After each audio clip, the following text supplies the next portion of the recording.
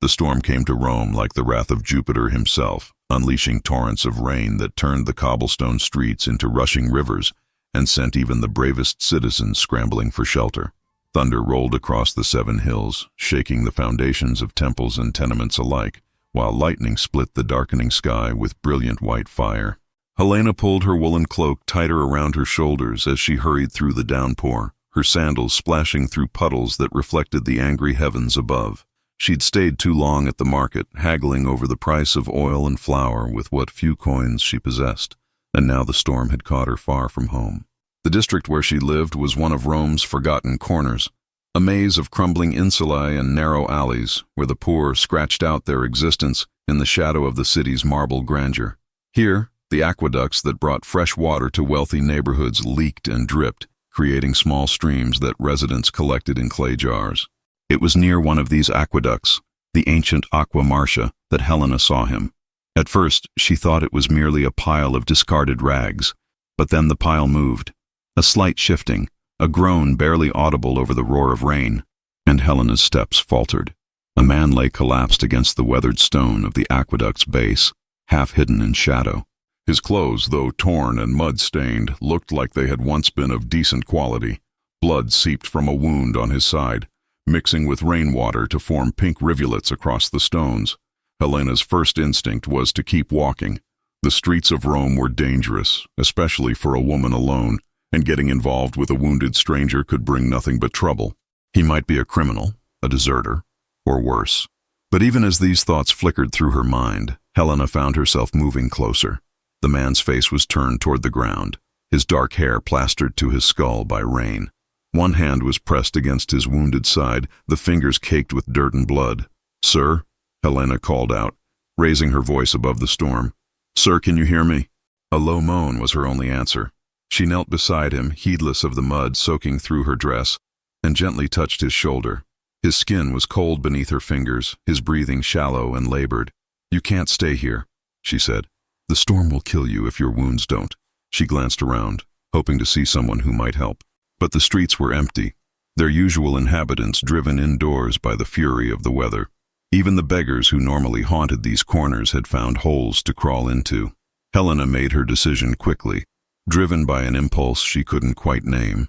Perhaps it was the memory of her own father, who had died alone in a similar alley years ago. Perhaps it was simply the stubborn kindness that her mother had always said would be her downfall. "Can you stand?" she asked, positioning herself beside the stranger. "I live nearby. It's not much, but it's dry." The man's eyes flickered open, dark eyes that held depths of pain but also something else, something sharp and intelligent despite his weakened state. He looked at her for a long moment, as if trying to determine whether she was real. "Why?" His voice was hoarse, barely more than a whisper. "Why help me?" "Because no one else will," Helena replied simply. "Now come. We need to move before the streets flood completely."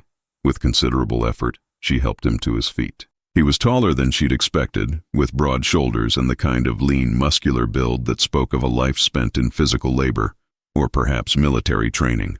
He leaned heavily on her, each step clearly causing him agony, but he didn't complain. They moved slowly through the rain-soaked streets, an awkward pair staggering through the storm. Helena's small dwelling was only 3 blocks away, but the journey felt interminable. By the time they reached her door, a warped wooden thing that barely hung on its hinges, both were soaked through and shivering. Inside, the single room was modest to the point of poverty. A sleeping pallet in one corner, a small brazier for cooking and warmth, a rickety table with one stool, and a few clay jars containing her meager supplies. But it was dry and relatively clean, which was more than many in this district could claim. Helena helped the stranger to her pallet, where he collapsed with a grunt of pain. His hand remained pressed against his side, and she could see fresh blood seeping between his fingers. "Let me see the wound," she said, moving to light an oil lamp. The small flame pushed back the shadows, revealing the full extent of his injuries. The gash in his side was deep, made by a blade rather than any accident. Someone had tried to kill this man, and they'd come close to succeeding. Around the wound, his skin was pale and clammy, showing signs of blood loss and early infection. Helena had tended wounds before. In the slums, everyone learned basic healing or they didn't survive long. She'd nursed her mother through her final illness, treated her neighbors' children when they fell ill, and once even helped a physician during a plague outbreak.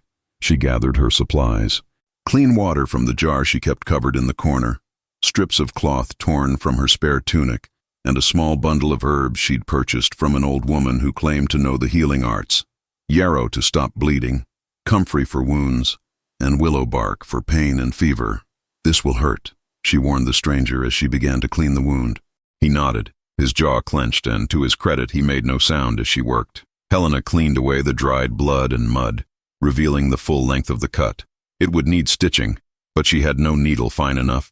She would have to rely on the herbs and tight bandaging, and hope his body was strong enough to heal itself. As she worked, she studied his face more carefully. Despite the dirt and blood, despite the pallor of pain, there was something striking about him. His features were strong and regular, his jaw covered with several days' worth of stubble, but it was his eyes that caught her attention, those dark, intelligent eyes that watched her with an intensity that made her oddly self-conscious. "What's your name?" she asked, partly to distract him from the pain. He hesitated, and she saw some internal debate flicker across his features. "Marcus," he said finally. "My name is Marcus." "I'm Helena." She applied a poultice of crushed yarrow to the wound, pressing firmly to stop the renewed bleeding. "What happened to you, Marcus?" Another hesitation. "I was attacked, robbed in the Forum district. I managed to escape, but—" He gestured weakly at his side.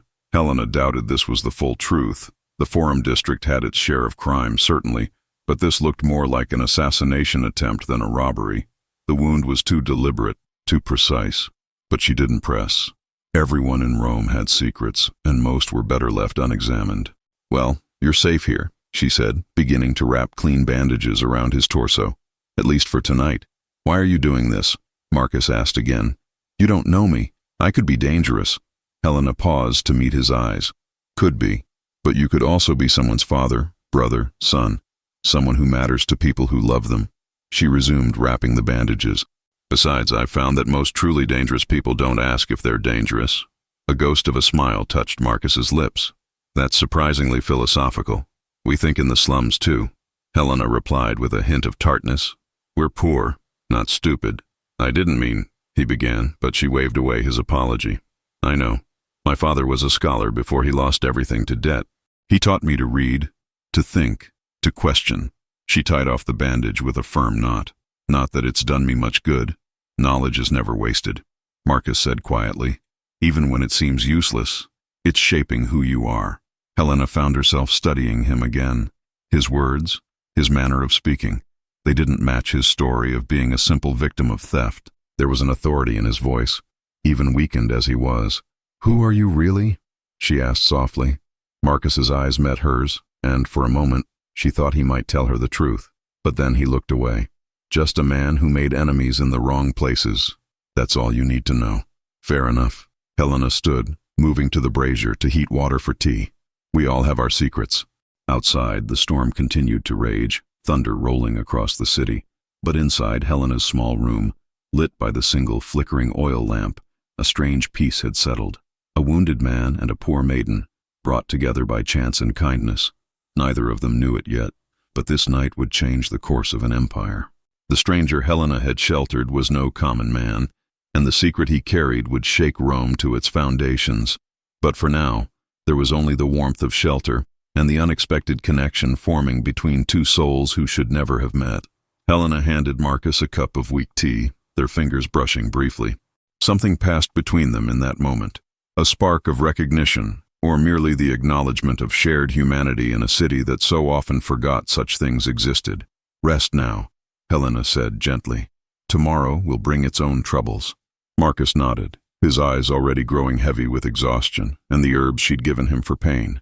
As he drifted towards sleep, Helena settled herself in the corner with her worn cloak as a blanket, listening to the storm outside and the steady breathing of the stranger she'd saved. She didn't know his real name, didn't know that he was Emperor Aurelius, ruler of Rome, believed dead by his subjects and hunted by those who'd betrayed him. Didn't know that her small act of kindness had just saved not just a man, but the heart of an empire. All she knew was that someone had needed help, and she had given it. Sometimes, that's all that matters. Dawn broke over Rome with hesitant light, the storm's fury having finally exhausted itself during the night. Helena woke to find thin streams of sunlight filtering through the cracks in her walls, painting golden lines across the dirt floor. For a moment, she forgot about her unexpected guest, but then a soft groan from the pallet reminded her. Marcus, if that was truly his name, was awake, one hand pressed gingerly against his bandaged side. In the morning light, Helena could see him more clearly than she had the night before. Despite the pallor of pain and the stubble shadowing his jaw, there was something undeniably striking about him. His features held a nobility that no amount of dirt could disguise. "How do you feel?" Helena asked, rising from her corner and moving to check his bandages. "Like I was run through with a gladius," he replied, managing a weak smile. "But alive, which is more than I expected yesterday." Helena knelt beside him, carefully unwrapping the bandages to examine the wound.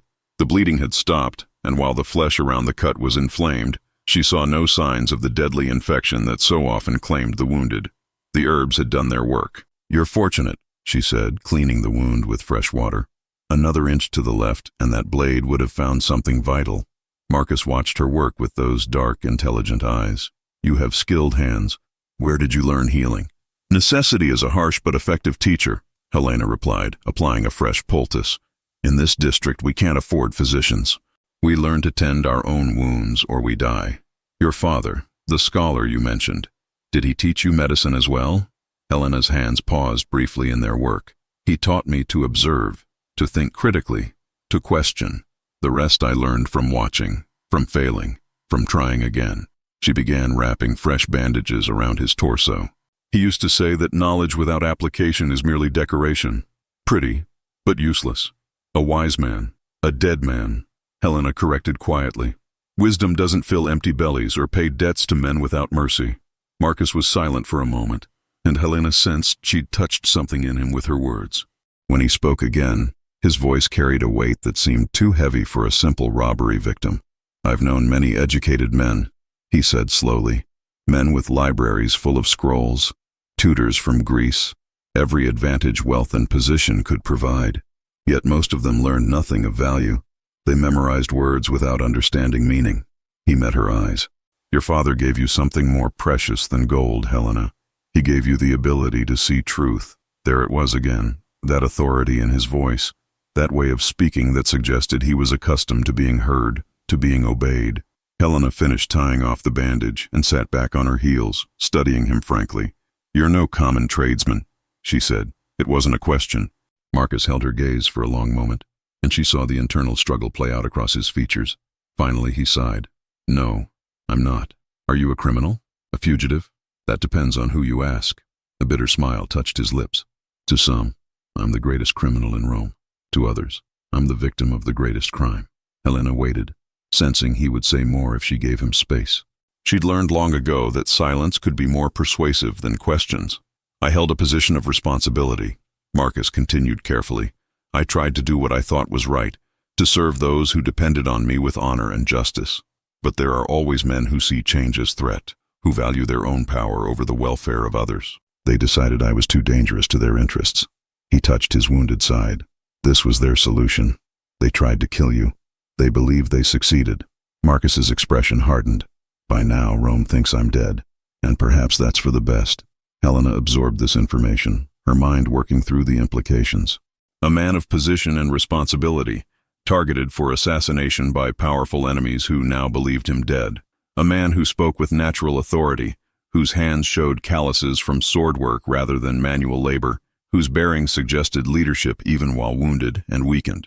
"Who are you really?" she asked again, more insistently this time. Marcus looked at her for a long moment, and she saw him weighing his options.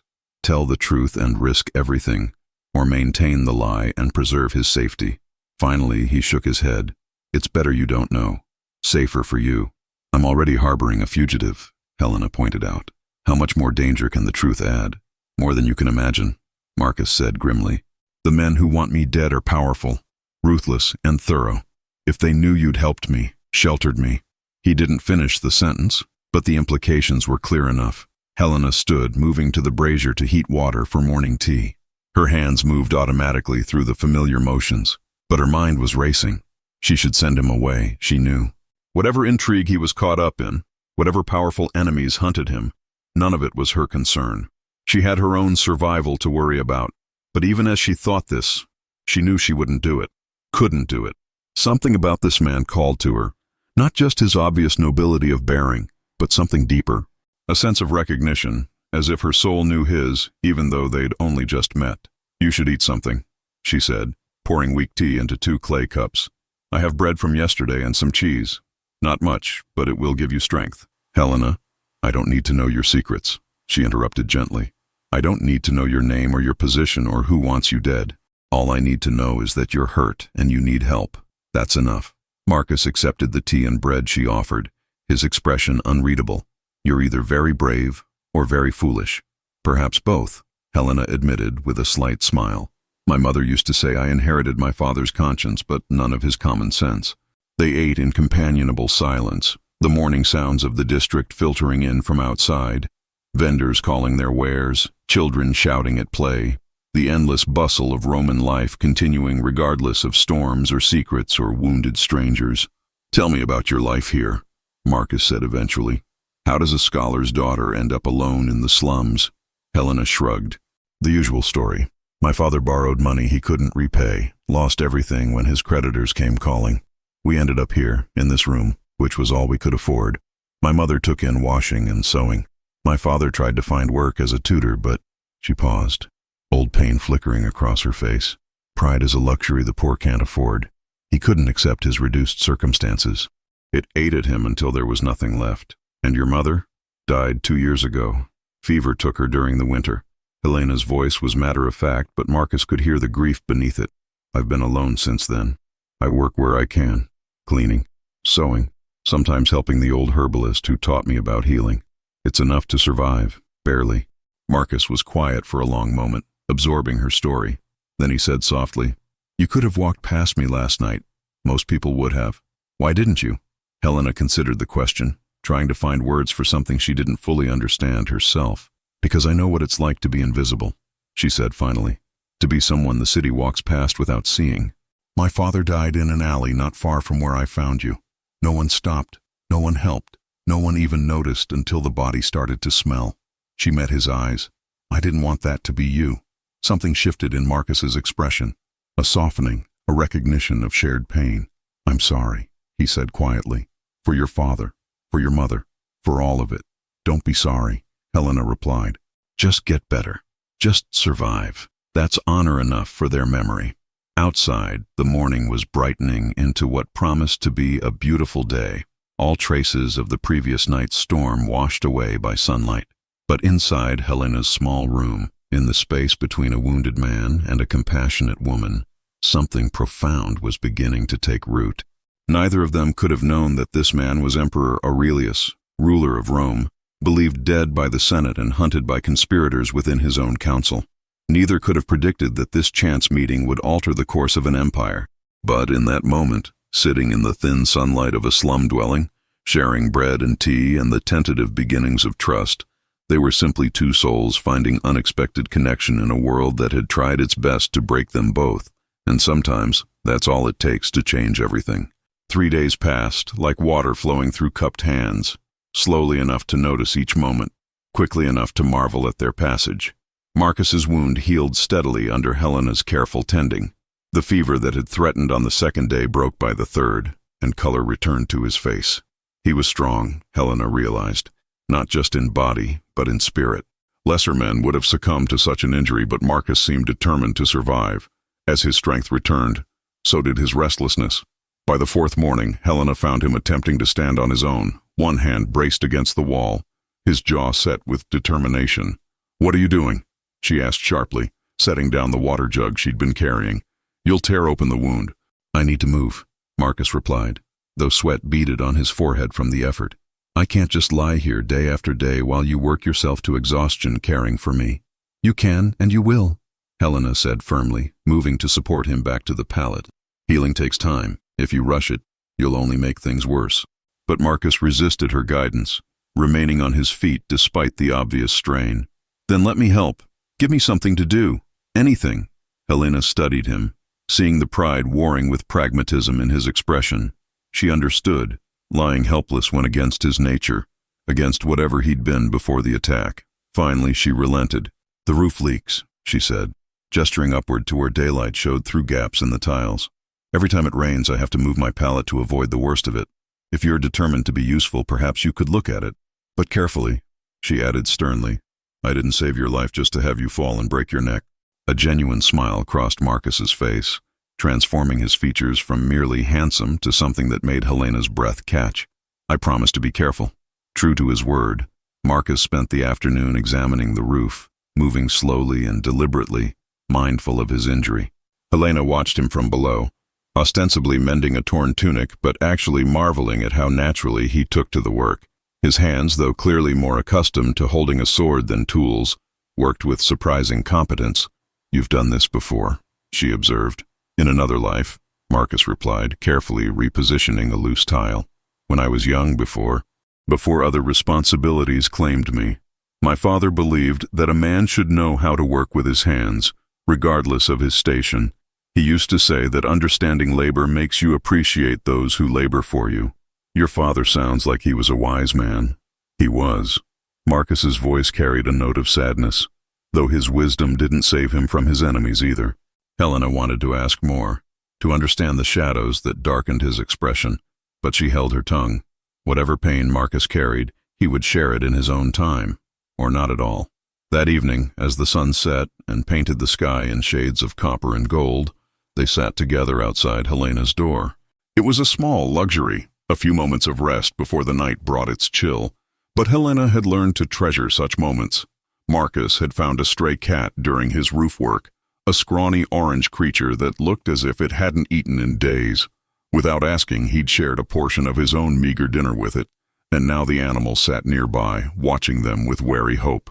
You feed strays, Marcus observed with amusement. Always, Helena admitted. I know it's foolish. I barely have enough for myself, but I can't help it. My mother used to do the same. She said that compassion isn't something you can ration. Either you have it or you don't. She was right. Marcus reached down to stroke the cat, which permitted his touch with regal condescension. The world would be a better place if more people thought like your mother. The world doesn't reward compassion, Helena said quietly. It rewards ruthlessness, cunning, the willingness to step on others to climb higher. Is that truly what you believe? Helena considered the question, watching the sun sink lower. I believe it's what I've seen. The wealthy get wealthy by exploiting the poor. The powerful stay powerful by crushing anyone who threatens them. Kindness is a luxury for those who can afford it. Marcus was silent for a long moment. When he spoke, his voice carried a weight of conviction that made Helena turn to look at him. I used to think that way too. I used to believe that power required hardness, that mercy was weakness, that ruling meant keeping others in their place. He met her eyes. But then I learned that fear may compel obedience, but it never inspires loyalty, that the strongest foundations are built not on terror but on trust, that true power lies not in the ability to destroy, but in the wisdom to preserve. Those are beautiful words, Helena said softly, but words don't change reality. No, Marcus agreed, but actions do, and actions begin with choice. The choice to see others as human, not as obstacles or tools. The choice to value life over ambition.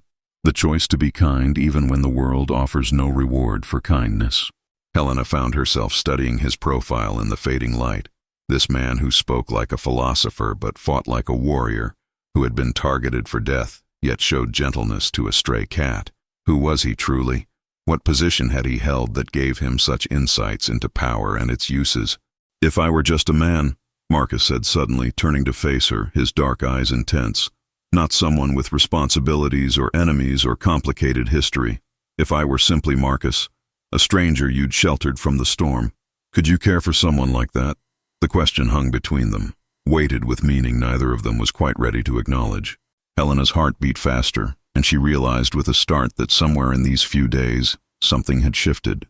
This wounded stranger had become something more, someone whose presence she looked forward to, whose words she treasured, whose smile made her feel seen in a way she hadn't been since her parents died. You already are just a man, Helena replied quietly. Whatever you were before, whoever you are out there. She gestured vaguely at the city beyond their small corner. Here you're just Marcus, a man who fixes roofs and feeds stray cats and talks about philosophy while the sun sets. And could you care for such a man? Helena held his gaze, seeing vulnerability there beneath the authority, uncertainty beneath the confidence. I think, she said carefully, I already do. Something passed between them in that moment. A recognition, an acknowledgement of feelings that had grown faster than either had anticipated. Marcus reached out, his calloused hand finding hers, and Helena didn't pull away. They sat like that as darkness fell, hand in hand, while the city around them settled into night. The stray cat curled up at their feet, purring softly.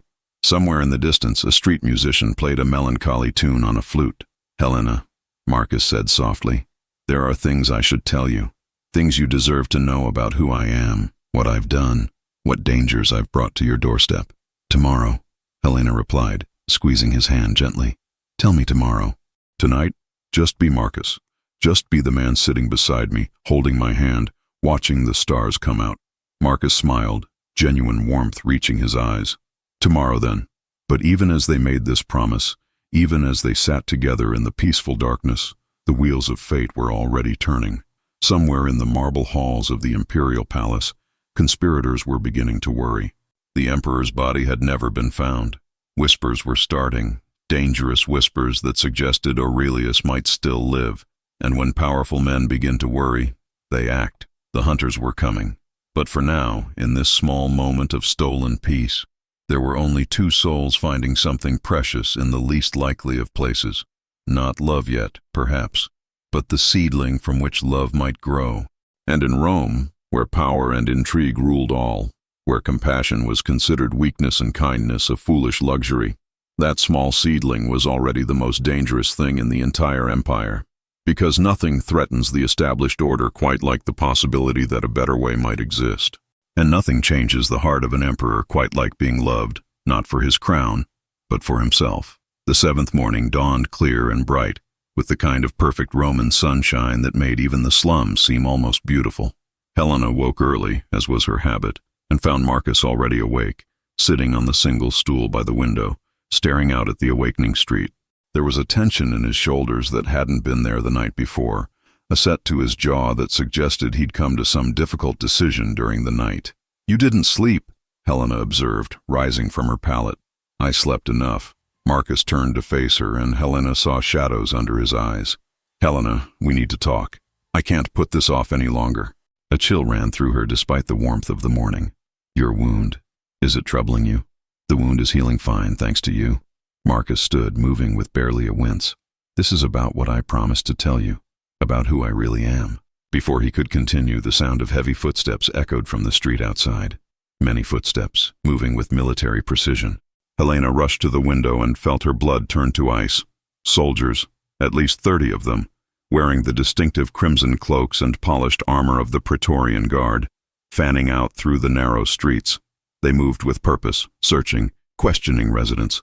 "They've found me," Marcus breathed, moving beside her. His face had gone pale. "I knew they would eventually. I just hoped for more time."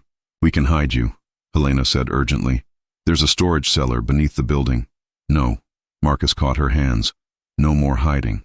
Helena, listen to me carefully. When those soldiers arrive, you must tell them the truth, that you found a wounded stranger and sheltered him out of kindness." "Who are you?" Helena demanded, terror gripping her chest. "Marcus, what's happening?"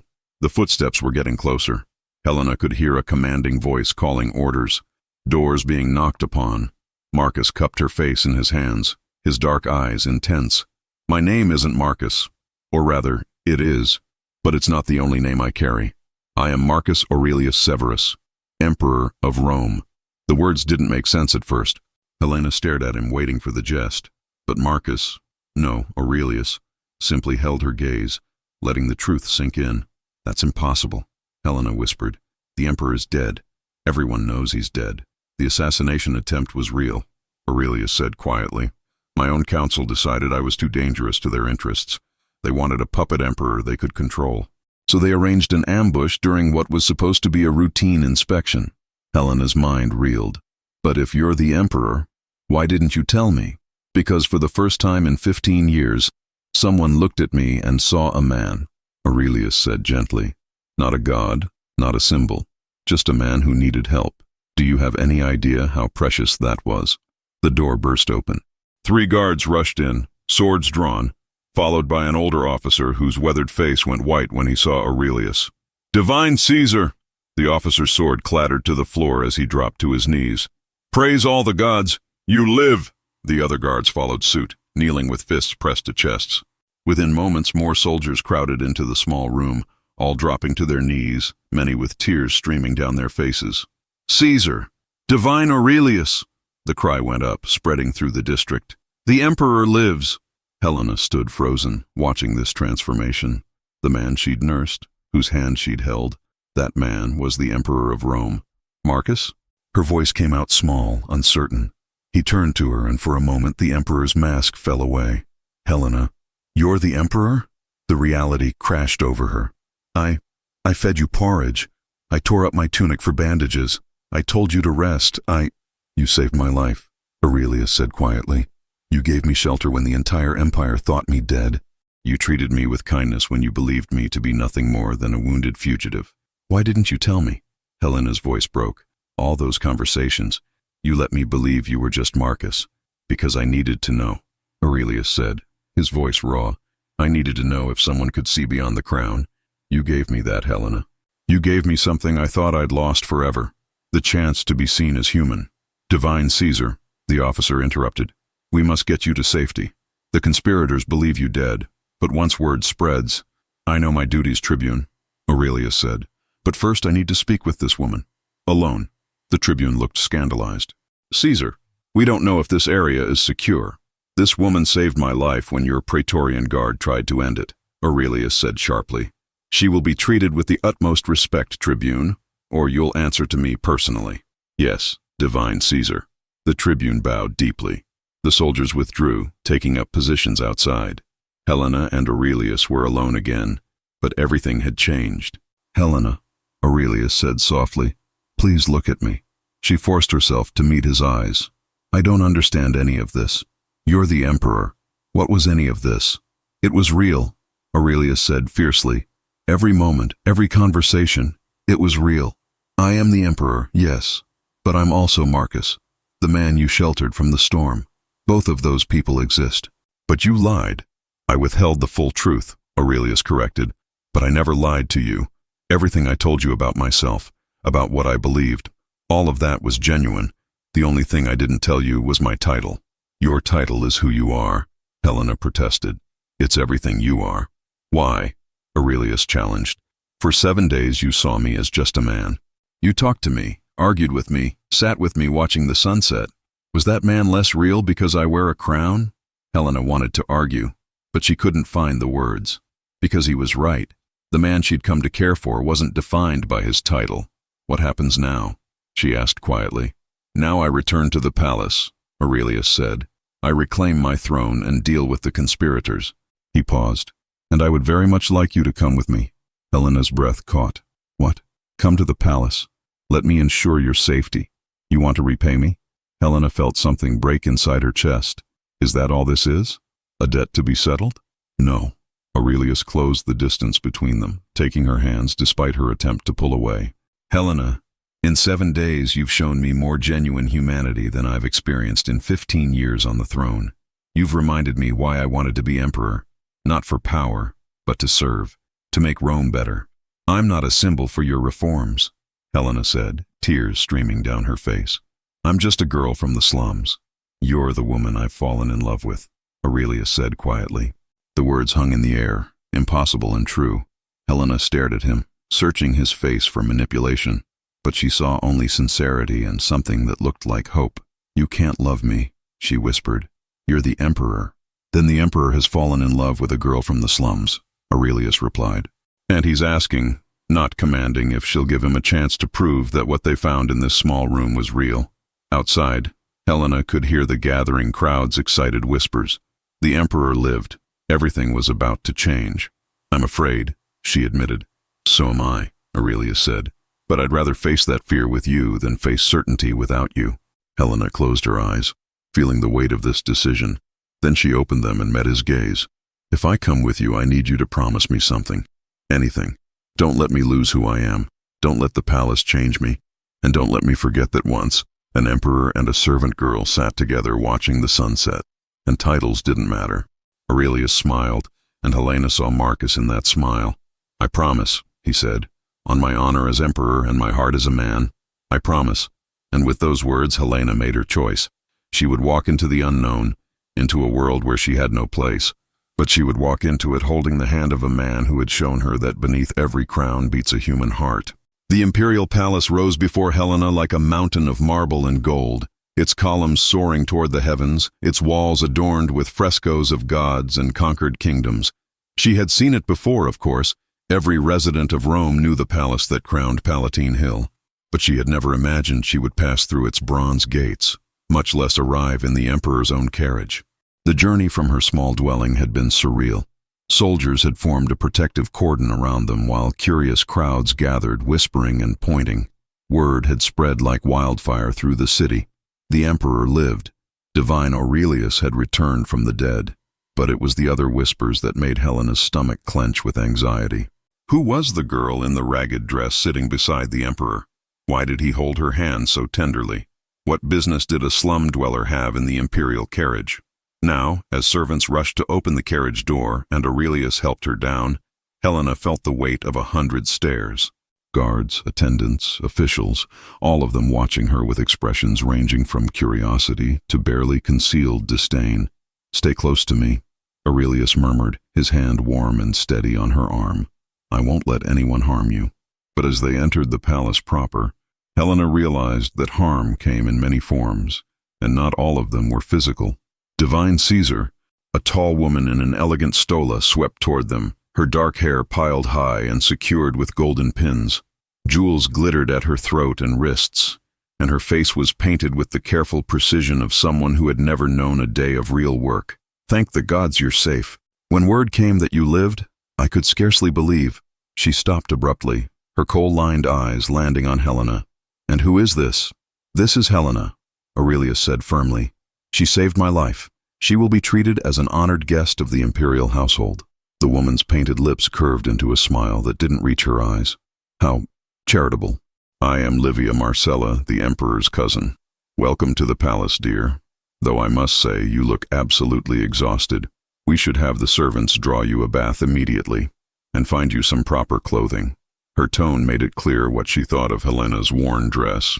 "Lady Livia," Aurelius said with unmistakable warning in his voice, "Helena is under my personal protection. She will be accorded every courtesy." "Of course, cousin." Livia's smile never wavered. "I meant no offense. I merely wish to ensure our guest is comfortable." 3 young women appeared behind Livia, their fine clothes and haughty expressions marking them as noble women. They studied Helena with the kind of cold assessment usually reserved for livestock at market. "Is this the one?" the tallest asked, not bothering to lower her voice.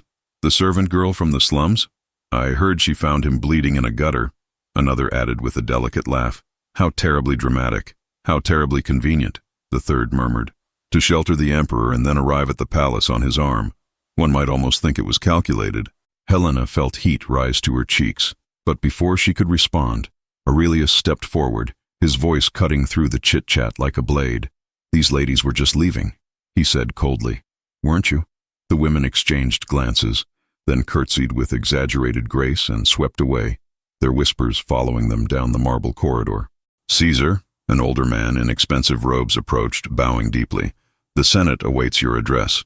They are anxious to hear of your miraculous survival and to," he glanced at Helena, "understand the circumstances of your return." "The Senate can wait, Cassius," Aurelius replied. "First, I need to ensure Helena is properly settled." With respect, Divine Caesar, the political situation is delicate. Your supposed death has created chaos. There are rumors of conspiracy, accusations flying between factions. Your presence is urgently needed to restore order." Aurelius's jaw tightened, and Helena could see the conflict in his eyes. He was the emperor. He had responsibilities that transcended any personal concerns. She couldn't expect him to abandon his duties for her sake. "Go," Helena said quietly, touching his arm. "I'll be fine. You have an empire to govern." "Helena, I mean it." She managed to smile despite the anxiety churning in her stomach. "I survived the slums of Rome. I can survive a palace for a few hours." Aurelius studied her face, then nodded reluctantly. "Cassius, assign Helena the guest chambers in the West Wing.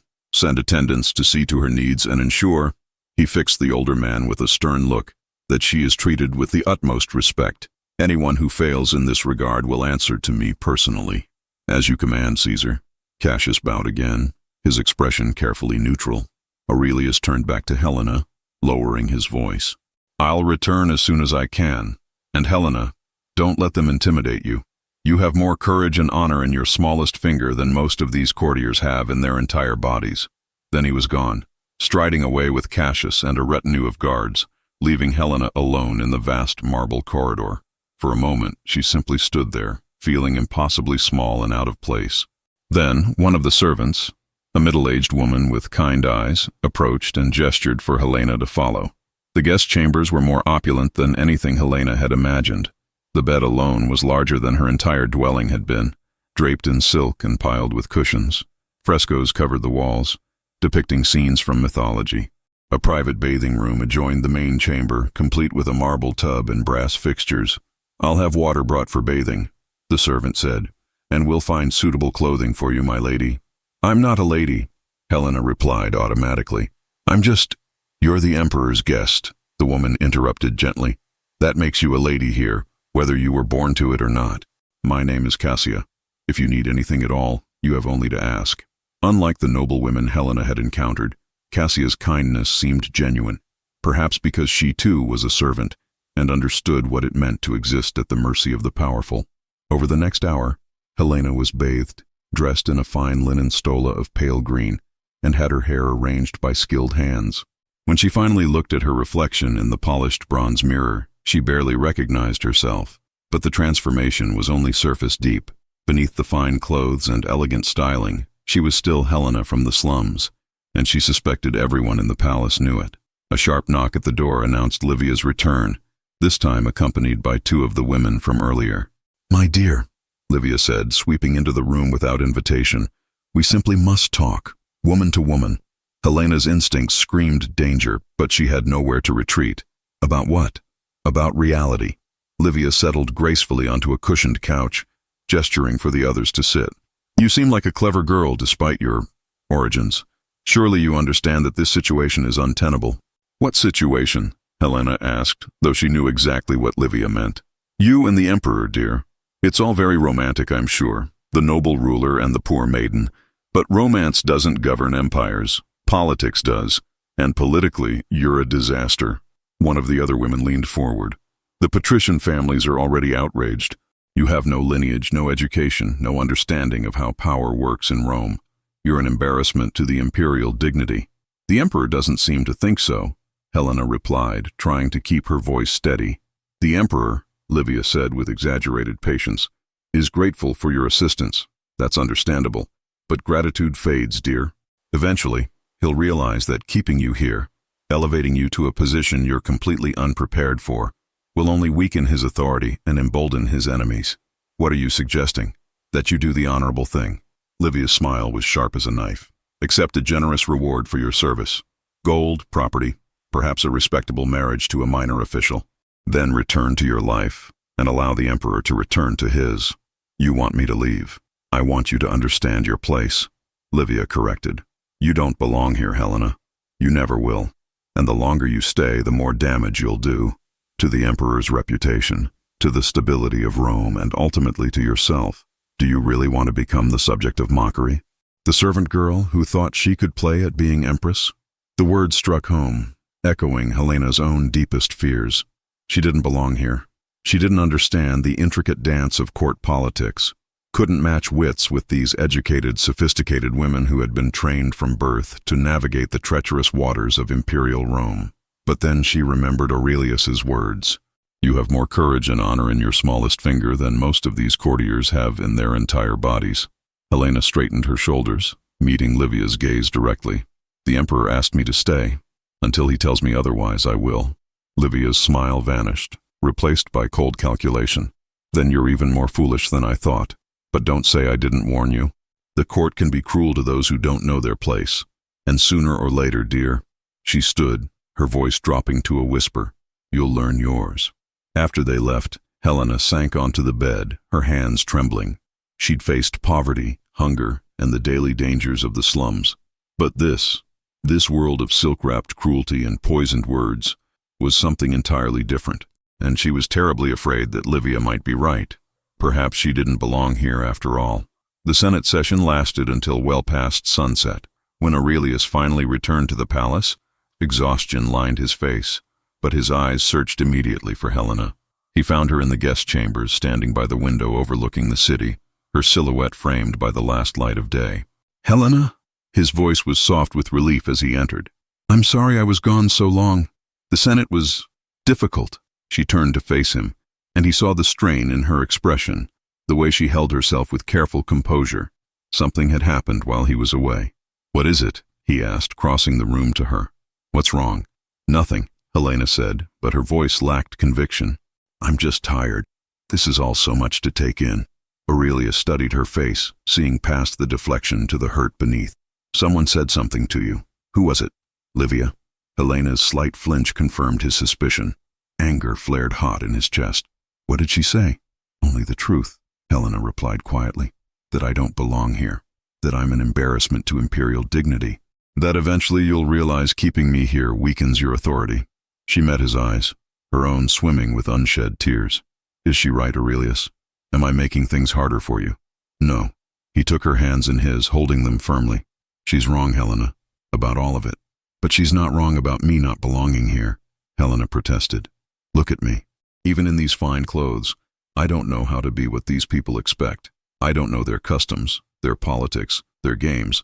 I'm just a girl from the slums pretending to be something I'm not." "You're not pretending to be anything," Aurelius said fiercely. "You're being exactly who you are. Someone with compassion, courage, and integrity. Those qualities are worth more than all the political maneuvering in Rome." "But they won't help me survive here," Helena said. "Your cousin made that very clear. The court will destroy me, piece by piece, until there's nothing left of who I was." Aurelius's jaw tightened. He'd known there would be resistance to Helena's presence, but he'd underestimated how quickly the knives would come out. Livia and her circle saw Helena as a threat to the established order, and they would use every weapon at their disposal to drive her away. "I won't let that happen," he said. "Tomorrow I'll address the Senate again. I'll make it clear that you have my full support and protection." "And what will that cost you?" Helena asked. "How much political capital will you spend defending a servant girl when you need that support to govern?" Livia said. "I don't care what Livia said." Aurelius pulled Helena into his arms, holding her close. "Listen to me. I spent 15 years trying to be the emperor everyone expected, remote, untouchable, more symbol than man, and I was miserable. Then I met you, and for the first time in longer than I can remember, I felt human again. Real. Seen." He pulled back enough to look into her eyes. "I'm not giving that up. I'm not giving you up. Not for the Senate, not for Livia, not for anyone. But, no." He pressed a finger gently to her lips. "No more doubts tonight. Tomorrow we'll face whatever comes together. But tonight, just trust that what we have is worth fighting for." Helena searched his face, then slowly nodded, leaning into his embrace. They stood like that for a long moment, finding strength in each other's presence. The next morning, Aurelius kept his word. He called an emergency session of the Senate and stood before the assembled patricians with Helena at his side. The chamber erupted in whispers. Women were rarely permitted in Senate sessions, and certainly not common women with no official status or title. "Senators of Rome," Aurelius began, his voice cutting through the murmurs, "I stand before you today not just as your emperor, but as a man who owes his life to an act of extraordinary kindness." He gestured to Helena, who stood straight despite the hundreds of eyes upon her. "This woman found me dying in the streets. She didn't know who I was. She had no reason to help beyond simple human compassion.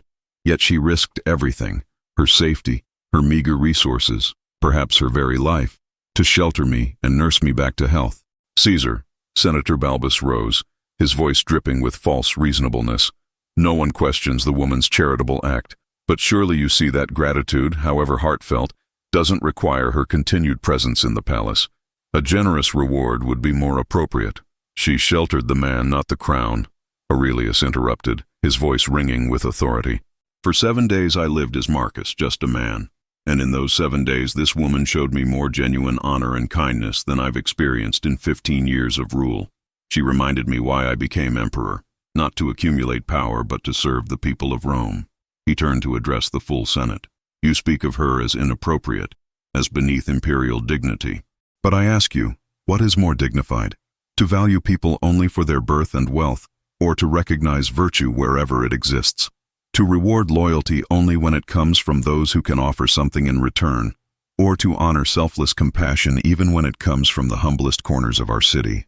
The Senate was silent now, caught between their prejudices and the undeniable force of Aurelius's argument.